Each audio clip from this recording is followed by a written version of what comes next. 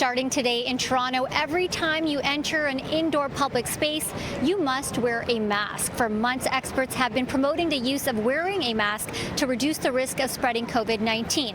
And while majority of people appear to be on board with the message, a small group of protesters which were gathered here at Yonge and Dundas Square earlier today do not. And experts warn, do not listen to them.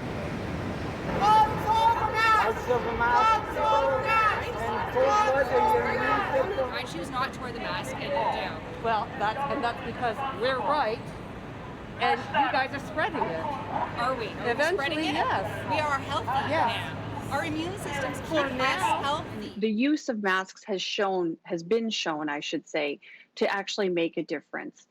Whether it's around reducing the potential for transmission or whether it's around reminding people as a visual cue. Children under 2 and those who can't wear a mask for medical reasons will not have to wear one. And the rules will not apply in apartment buildings, childcare facilities, or schools. The bylaw is currently in effect until September 30th. While a majority of people understand the new rule, not everyone agrees with it. A small group of anti-mask protesters piling onto the subway this morning to protest the TTC's mandatory mask rule. Officials say most residents have already been following the rules around face coverings, and experts aren't the only ones in favor of the new bylaw. I don't think they're entitled to go into a store or restaurant or indoors with me without wearing a mask. And they're spreading a lot of probably misinformation too. The TTC issued a statement saying upwards of 84% of TTC customers wear a mask or face covering, which is consistent with other cities around the world where face coverings on transit are mandatory.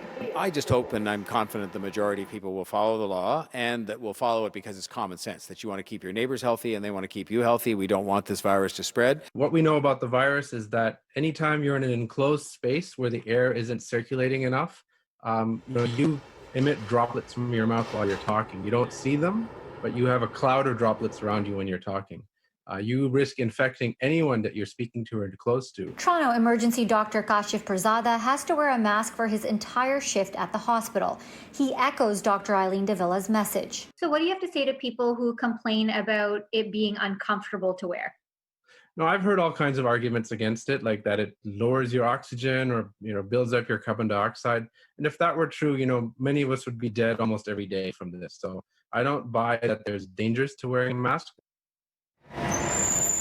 The city says they're focused on education rather than enforcement, but in extreme cases, bylaw officers can issue fines. The city has set the fine at $1,000 per offense.